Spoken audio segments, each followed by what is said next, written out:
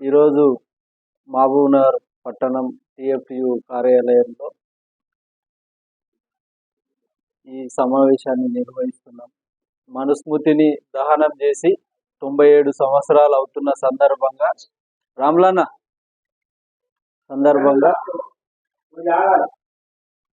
మనుస్మృతిని దానం చేద్దాం, ప్రజాస్వామ్యాన్ని రక్షించుకుందామని, అట్లనే ఎస్సీ వర్గీకరణను అమలు చేయాలని చెప్పి ఈ అంశాలను పెట్టుకొని ఇక్కడ సమావేశం పెట్టడం జరిగింది.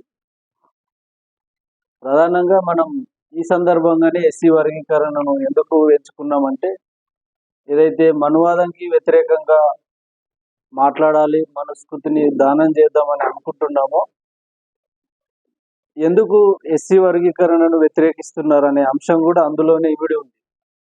ఒకవైపు మనం ఎస్సీ ఎస్టీల పైన పై కులాలు, అగ్రకులాలు, బీసీ కులాలు దాడులు చేస్తున్నాయని చెప్పి మాట్లాడుతున్నాం. సేమ్ టైం మళ్ళీ ఈ ఎస్సీ వర్గీకరణ అంశం వచ్చేసరికి విత్ ఇన్ ద సెక్షన్స్లోనే మేము ఈ ఎస్సీ వర్గీకరణను ఒప్పుకోమని చెప్పి మాట్లాడుతున్న సందర్భాలను చూస్తున్నాం. దీన్ని ఎట్లా అర్థం చేసుకోవాలి? మరి దీన్ని ఏమనాలి? మనుస్మృతికి వ్యతిరేకంగా కొట్లాడాల్సిందే, దాన్ని దానం చేయాల్సిందే. మరి ఈ కింది కులాలు అభివృద్ధి చెందొద్దు, ఎస్సీలలో ఉన్న 59 కులాలు, ఉపకులాలు అభివృద్ధి చెందొద్దు అనే విషయాన్ని, దాన్ని వ్యతిరేకించడాన్ని ఏమనాలి? దానికి సపోర్టుగా పేపర్లలో వ్యాసాలు రాసే వాళ్ళని ఏమనాలి? ఒక మేధావులుగా, ఇంటలెక్చువల్స్గా ఈ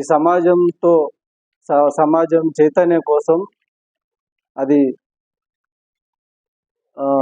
తెలంగాణ రైతాంగ సాయుధ పోరాటం నుంచి మొదలుకొని ఇప్పటిదాకా మొన్నటి తెలంగాణ సాధన కోసం అంతా కూడా కలిసి పనిచేసిన వాళ్ళు, పలు సందర్భంలో ప్రజలు గందరగోళం ఉన్నప్పుడు భరోసానిచ్చిన వాళ్ళు, వీళ్ళంతా కూడా సందర్భం వచ్చేసరికి వాళ్ళంతా తేలిపోయారు. అంటే ఆ ముసుగు అనేది ఎవరమైనా ఎక్కువ కాలం వేసుకోలేము. నేను చాలా సూటిగానే మాట్లాడతాను. ఎందుకంటే తగిలించుకున్న ముసుగు కొంతకాలమే ఉంటుంది. అది 2 ఏళ్ళు ఉండొచ్చు, 10 ఏళ్ళు ఉండొచ్చు. కనుక మనం వాస్తవాన్ని గ్రహించి, నిజాయితీని గ్రహించి, ఆ నిజాయితీ పైన నిలబడితే అది ఎప్పటికీ చెట్టులాగా, ఒక మహావృక్షం లాగా, అంబేద్కర్ లాగా అది వెలుగుతూనే ఉంటుందని చెప్పి నేను స్వయంగా తెలుసుకున్న సందర్భం ఈ ఎస్సీ వర్గీకరణ విషయంలో. ఎందుకంటే ఎస్సీ వర్గీకరణను అమలు చేయాలని చెప్పి మేము సుప్రీంకోర్టు తీర్పు వచ్చిన తర్వాత చాలాసార్లు మాకు సమయం కుదరలేదు. ఒక సమావేశం పెట్టుకొని మాట్లాడి స్పందించి బయటికి ఈ ప్రోగ్రాం తీసుకోవడానికి మాకు 2-3 నెలలు టైం పట్టింది. ఈ మొత్తం టైంని కూడా నేను బయట ఉన్న సంస్థలతో కావచ్చు, ఈ ఈ దళితులకు సంబంధించిన అనేక ఉపకులాలు కానీ, మాల కానీ, ప్రధానంగా మాదిగ ఉపకులాలతో, మా సంస్థతో అందరితో మాట్లాడుతున్నప్పుడు నేను ఘర్షణ పడింది ఏంటంటే ఇదే. అంటే సమయం ఇప్పటికి కూడా నేను అబ్జర్వ్ చేసింది, కొంతమంది ఎస్సీలలో కూడా, మాదిగల్లో కూడా ఈ అంశం పైన మాట్లాడడానికి అవతల వ్యతిరేక వాయిస్ ఉందని చెప్పి భయపడుతున్న సందర్భాలు ఉన్నాయి. అసలు ఏది నిజము, ఏది అబద్ధం అని చెప్పని వాళ్ళు, మీరు ఎట్లా ప్రజాస్వామ్యవాది అవుతారు, మీరు ఎట్లా రాజకీయ నాయకుడు అవుతారు, మీరు ఎట్లా సంఘ ప్రతినిధి అవుతాడు, మీరు ఎట్లా లెక్చరర్ అవుతావు, నువ్వు ఎట్లా ప్రజాప్రతినిధి అవుతావు, నువ్వు ఎట్లా రాజకీయ నాయకుడు అవుతావు? ఒక అంశం వచ్చినప్పుడు ఎస్సీ వర్గీకరణ కోసం ఒక 30 ఏళ్ళుగా అది పోరాటం జరుగుతుంది. అది అవునా కాదా అనేది చెప్పాలి. అట్లా చెప్పకుండా మౌనంగా ఉండడం కూడా అది వర్గీకరణను వ్యతిరేకించడమే అవుతుంది. ఎందుకు అది 30 ఏళ్ళుగా కొట్లాడుతున్నారు? అది కేవలం అది బీజేపీకో లేకుంటే ఎవరు మందకృష్ణకో ముడిపెట్టి ఇది బీజేపీ చేస్తున్న నాటకం అని కొట్టిపాడేసేంత చిన్న విషయం కాదు. ఇది ఒక పెద్ద సమూహానికి సంబంధించిన విషయం. ఇది మందకృష్ణకి ఏం సంబంధం? మందకృష్ణ ఒక అంశం. ఇది ఎస్సీ తెలంగాణ కోసం కేసీఆర్ కొట్లాడాడు కాబట్టి మొత్తం కేసీఆర్కి అప్పచెప్తామా? మనమంతా త్యాగం లేదా? మనమంతా ఉద్యమంలో పనిచేయలేదా? మరి ఎస్సీ వర్గీకరణ కేవలము మందకృష్ణ కొట్లాడిందని ఆయనకు అప్పచెప్పి మనం కాముగా ఉండడం అనేది, ఇది ఒక పౌర సమాజంగా మనం చేస్తున్న చారిత్రక తప్పిదం లాగా నాకు అనిపించింది. ఎందుకంటే ఒక ఎస్సీ వర్గీకరణ అనేది ఇప్పుడు అన్న ఉన్నాడు ఇక్కడ, వాళ్ళ వాళ్ళ లాంటి ఎస్సీ ఉపకులాలకు సంబంధించి చాలా ఉపకులాల్లో కనీసం రేషన్ కార్డు, స్కూలు కానీ, చదువులు కానీ, విద్య కానీ, వైద్యం కానీ, భూములు కానీ, కనీసం వార్డు మెంబర్ లేని అనేక ఎస్సీ ఉపకులాలు ఉన్నాయి. వాళ్ళందరూ అభివృద్ధి చెందొద్దు అనడం ఎట్లా మీ మేధావితనం అవుతుంది? ఎట్లా మీరు విద్యావంతులవుతారు? ఎట్లా మీరు ఒక సంఘానికి ప్రతినిధులు అవుతారు? కాలేరు కూడా. అది చరిత్రలో ఈరోజు రికార్డ్ అయిపోయింది అని చెప్పి నేను ఈ సందర్భంగా చెప్పదలుచుకున్నా. అంతేకాదు, ఎస్సీ వర్గీకరణ సంబంధించిన ఈ మాల లేదా మాదిగ సంబంధించిన అనేక మేధావులు ఉన్నారు ఈ రాష్ట్రంలో. మిగతా కులాల కంటే కూడా ఎస్సీ, మాల, మాదిగలకు, దళితులకు సంబంధించిన మేధావులే ఎక్కువ ఉన్నారు ఇక్కడ. ఎందుకంటే ఇక్కడ అంటరానితనం ఉంది, వివక్ష ఉంది. కాబట్టి దానికి వ్యతిరేకంగా ప్రత్యామ్నాయంగా తక్షణంగా ఖచ్చితంగా పనిచేయాల్సిన సందర్భంలో ఈరోజు తెలంగాణ రాష్ట్రంలో వేలాది మంది మాల, మాదిగ నాయకులు ఉన్నారు. వీళ్ళందరూ కలిసి ఈ ఎస్సీ వర్గీకరణ అంశాన్ని పరిశీలించి వాస్తవం ఏందో దాన్ని పరిష్కరించుకునే వైపు కాకుండా కొంతమంది నాయకులు అటువైపు కానీ ఇటువైపు కానీ ఉండి రెచ్చగొట్టు, ఒకరిపైన ఒకరు రెచ్చగొట్టి ఈ మొత్తం ఈ కులాల మధ్య విద్వేషాన్ని రెచ్చగొడుతున్నారు. అటు కాంగ్రెస్ పార్టీ కావచ్చు, ఇటు బీజేపీ కావచ్చు, ఇంకోటి బీఆర్ఎస్ కావచ్చు, లేక ఇంకెవరైనా కావచ్చు. వాళ్ళకి రాజకీయం అవసరము, రాజకీయ పార్టీలకు డబ్బులు ఇచ్చి మీటింగ్ పెడుతున్నాయి, చేస్తున్నారు. కానీ ఇక్కడ నష్టపోయేది ఎవరు? నలుగురు అక్కడ ఉన్న నాయకులు, నలుగురు ఇక్కడ ఉన్న నాయకులు కలిసి చేస్తే ఈరోజు ఊరుకు దూరంగా వాడ ఉంది. ఆ వాడలో మరొక వెలివాడ కావాలన్నా ఏం ఆలోచిస్తున్నారు అనేది మనం అంతా ఆలోచించాల్సిన అవసరం ఉంది. ఈ విద్వేషాలు ఇంకా ముందుకు పోయే కొద్దీ ఇది మళ్ళీ రాజకీయ పార్టీలకు లేదా ఈ బీజేపీకో, ఈ బీఆర్ఎస్కో, ఈ కాంగ్రెస్కో ఉపయోగపడతాయి, అగ్రకుల శక్తులకే ఉపయోగపడతాయి తప్ప మనకు కానీ ఉపయోగపడవు. కనుక ఈ విషయాన్ని చాలా సీరియస్గా అబ్జర్వ్ చేయాల్సిన అవసరం ఉంది.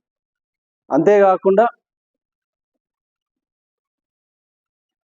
ఈ విషయాన్ని మనం చాలా సామరస్యంగా, చాలా ఆలోచన చేసి మనం ఈ ఎస్సీ వర్గీకరణకు సపోర్ట్ చేస్తూనే దీన్ని ఉధృతంగా కొంచెం ఆ శక్తి మేరకు, అంటే ఈ రెండు కులాల మధ్య, ఈ వర్గాల మధ్య వైరుధ్యాలను మేము పసిగట్టినాం.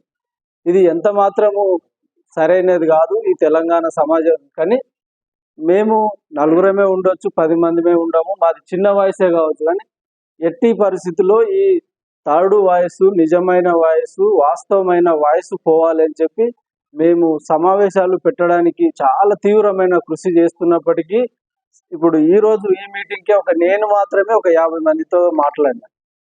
ఎంతమంది వచ్చామో మనకు తెలుసు. ఇంకా మా మిత్రులందరూ కూడా ప్రయత్నం చేశారు. అంటే ఈ అంశానికి చాలా స్పందన ఉంది.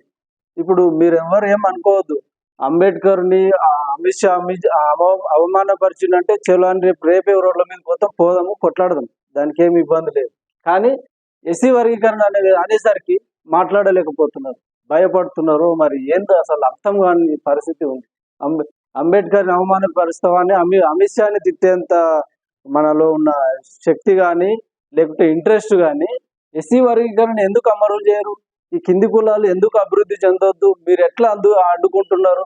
ఈ అడ్డుకోవడం అన్యాయం అని చెప్పి ఈ పౌర సమాజంలో ఉన్న వ్యక్తులు కానీ సంస్థలు కానీ మాట్లాడకపోవడం కూడా ఈ వైరుధ్యానికి ప్రధాన కారణంగా నేను అబ్జర్వ్ చేసిన ఈ గత 3 నెలలుగా.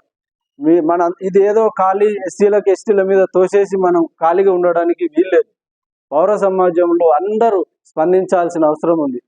నీవు ఒక సంస్థ పెట్టుకున్నప్పుడు ఆ సంస్థగా ఈ అంశం పైన నీ స్టాండ్ ఏంటిదో చెప్పాలి. అట్లా చెప్పకపోవడం వల్లనే ఈ వైరుధ్యాలు పెరుగుతున్నాయి.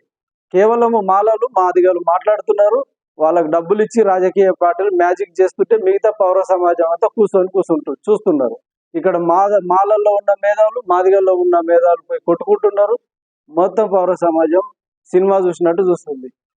దీనికోసమైనా 1400 మంది తెలంగాణ చనిపోయి తెలంగాణ తెచ్చుకున్నది.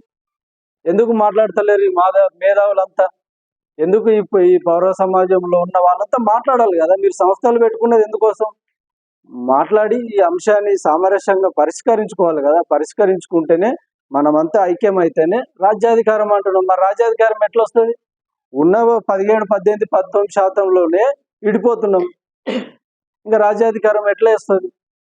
కనుక ఇది చాలా తీవ్రమైన విషయాలు. ఇవి దాన్ని ఇంకో రకంగా కూడా మాట్లాడొచ్చు. చూసినావా, బీజేపీ మందకృష్ణ మాదిగ వాళ్ళతో కలిసిపోయి ఈ మన ఇద్దరి మధ్య చిచ్చు పెట్టిండు, ఇది మొత్తం వాళ్ళకు ఉపయోగపడుతుంది, మనం రాజ్యాధికారంలోకి రాలేమని చెప్పి ఈ నెగిటివ్ దాన్ని రివర్స్ చేసి చెప్తున్నారు. ఈ రివర్స్ దాన్ని మనం అర్థం చేసుకోకపోతే అవునని చెప్పి వర్గీకరణను వ్యతిరేకించే పరిస్థితులు కూడా ఉన్నాయి. చాలా విచిత్రమైన, ఒక రకంగా చెప్పాలంటే నేను సోషల్ మీడియాలో కామెంట్లు చూస్తుంటా, బీజేపీ వాళ్ళు మాట్లాడే ఎస్సీ వర్గీకరణకు వ్యతిరేకంగా మాట్లాడుతున్నారు. వాళ్ళు ఇచ్చే కామెంట్లు 341 ఆర్టికల్కి ఎస్సీ వర్గీకరణకు ఏం సంబంధం అండి? ఏం సంబంధం లేదు. 341 ఆర్టికల్లో నీవు ఏమన్నా కులాలను కలపాలన్నా తీసేయాలన్నా పార్లమెంట్ చేస్తుంది. అది నాకు తెలిసి ఉన్న పరిజ్ఞానం మేరకు అది లేదు. దాన్ని ముందు పెట్టి ఏమంటున్నారు, 341 ఆర్టికల్ వాళ్ళు చేయలే, ఎవరు పార్లమెంటు, నీవేం చేస్తావు, నువ్వేం చేయలేవు, ఇది మొత్తం చిచ్చు పెట్టే కథ అని చెప్పి చెప్తున్నారు. మాలా మాదిగలు బాగా అన్ని రకాలుగా ఎదిగిండ్రు కదా, మరి వీళ్ళని ఏ గ్రూప్లో పెడతారు, ఎదగనోళ్ళని ఏ గ్రూప్లో పెడతారు, ఉపకులను ఏ గ్రూప్లో పెడతారు అని విచిత్రవాదాలు చేసి కన్ఫ్యూజ్ చేసి మొత్తం తప్పుదో పట్టించే శక్తులు చాలా ఉన్నాయి. వాటిని చాలా మనం గమనించాల్సిన అవసరం ఉంది. అట్లనే మనం దీన్ని స్టడీ చేయాల్సిన అవసరం కూడా ఉంది. అట్లా స్టడీ చేయకుండా ఊరికి ఏదో మనం మీటింగ్ పెట్టినాం, ఫోటో దిగినాం, పేపర్కి వచ్చిందని కాకుండా దీనిపైన ఒక సమగ్రంగా మనం అంతా సమిష్టిగా ఒక స్టడీ చేసి దీన్ని ముందుకు తీసుకుపోవాల్సిన అవసరం ఉంది. లేకపోతే భవిష్యత్తులో మనం దోవుకున్న గుంతలో మనమే పడతాము. అది చాలా బీజేపీ ఎత్తుగడలు ఎవరికి అంతు పట్టనట్టుగా అవసరాన్ని బట్టి దాన్ని వాడు చాలా నక్కతోకలాగా చాలా విచిత్రంగా ఉంటాడు. కనుక మనం చాలా శత్రువు దగ్గర జాగ్రత్తగా ఉండి అడుగులేయకపోతే చాలా ప్రమాదకరంగానే. ఎస్సీ వర్గీకరణను వ్యతిరేకించడం అంటే మనుస్మృతిని అమలు చేయమని చెప్పి అనుకోవడమే అవుతుంది తప్ప మరొకటి కాదు. మేము మనుస్మృతిని దానం చేయకుండా ఇదెందుకు పెట్టుకున్నామని కూడా కొంతమంది ఎవరైనా ఇక్కడ ఉన్న వాళ్ళు బయట ఎవరైనా అడగవచ్చు.